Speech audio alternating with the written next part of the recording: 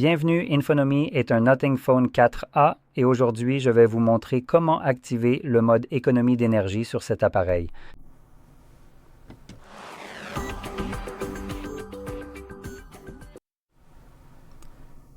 Pour commencer, vous devrez faire glisser votre doigt vers le bas depuis le haut de l'écran.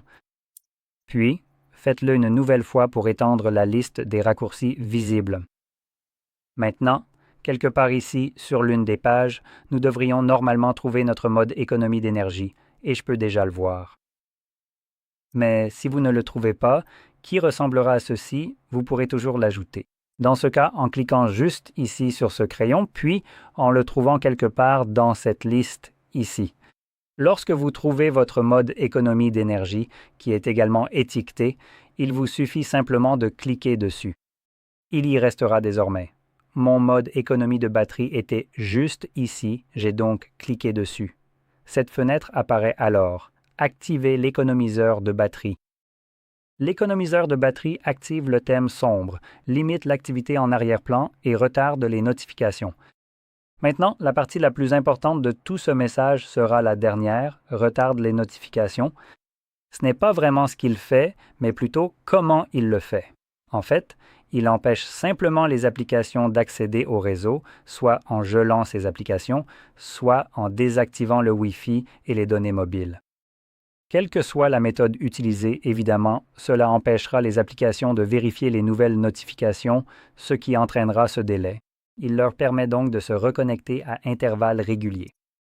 Ou alors, vous pouvez simplement déverrouiller l'appareil et éventuellement ouvrir l'application, ce qui la forcera à rechercher les notifications à ce moment-là.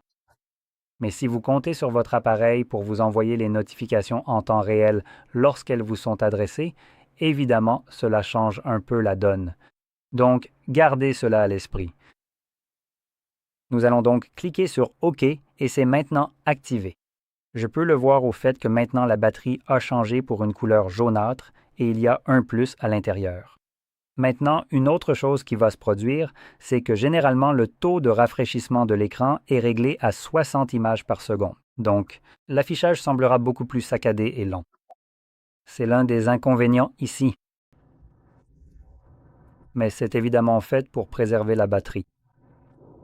Une fois que vous avez terminé, il vous suffit de cliquer à nouveau sur ce bouton et cela le désactivera. Maintenant, si on le maintient appuyé, cela nous amènera en fait aux paramètres et nous donnera quelques options. Pas beaucoup, mais c'est mieux que rien. Nous pouvons donc le configurer selon un planning et nous avons le choix entre aucun planning ou en fonction du pourcentage.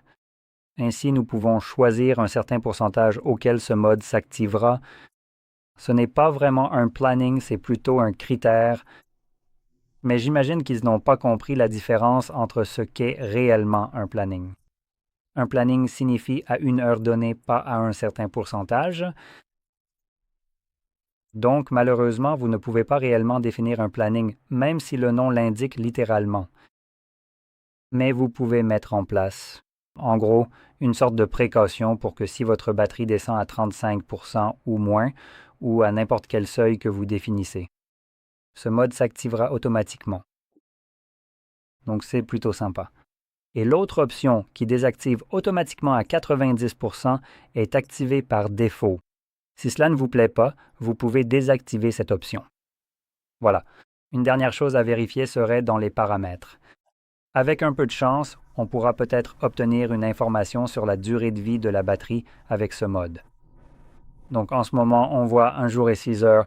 Activons-le et revenons en arrière et on voit toujours 1 jour et 6 heures. Donc en fait, ça ne nous montre strictement rien. Il ne prend donc pas en compte le fait que ce mode soit activé. Nous n'avons donc aucun moyen de savoir comment cela affecte l'autonomie de la batterie, ce qui, à mon avis, est une information sacrément importante. C'est donc dommage. Mais dans ce cas, il faudra faire vos propres recherches pour voir combien de temps votre appareil tient. Et cela va aussi évoluer avec le temps en fonction de votre utilisation de la batterie, d'une certaine manière. Donc, premièrement, votre appareil pourrait apprendre comment vous l'utilisez et ensuite effectuer certaines actions à des moments précis où il s'attend à ce que vous n'utilisiez pas votre téléphone. C'est donc une chose qui va impacter l'autonomie et une autre serait simplement le fait de le recharger constamment à force de l'utiliser, n'est-ce pas? La batterie va lentement se dégrader. Avec cette dégradation, elle retiendra moins de charge et donc votre batterie se déchargera plus rapidement.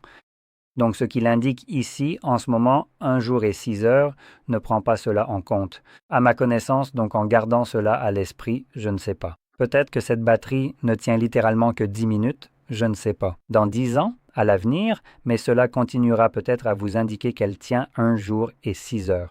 Donc, gardez à l'esprit que ce chiffre ici n'est pas forcément exact. Il ne prend pas en compte des choses comme la luminosité de votre écran qui, en l'abaissant autant, devrait carrément nous permettre, probablement avec 88%, de dépasser une journée.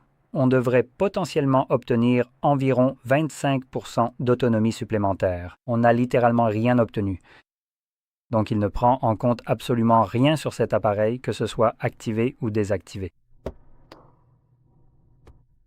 Bref, une fois que vous avez terminé, comme je l'ai mentionné plus tôt, vous pouvez simplement l'éteindre et vous pouvez vérifier l'autonomie de votre batterie dans les paramètres, comme je l'ai fait juste là. Et vous devriez aussi potentiellement pouvoir vérifier à cet endroit. Allez. Utilisation de la batterie. Comme vous pouvez le voir ici, l'utilisation de la batterie. Quelle application utilise quelle quantité de la batterie de votre appareil? Vous voyez aussi des informations comme la dernière charge, etc. Donc cela vous donne rapidement des informations sur la longévité de votre batterie et vous pouvez le vérifier. Évidemment en mode normal et en mode économie d'énergie pour voir quelle est la différence et si cela vaut vraiment la peine de l'utiliser. Car certains appareils vous offrent littéralement seulement 2 heures de temps supplémentaire en mode économie d'énergie par rapport à une journée et par exemple 6 heures, wow, donc j'obtiens 1 jour et 8 heures. Quelle belle augmentation. C'est littéralement une marge d'erreur à ce stade. Donc, dans tous les cas, j'espère que vous avez trouvé cette vidéo utile et si c'est le cas, n'oubliez pas de mettre un like. Abonnez-vous et merci d'avoir regardé.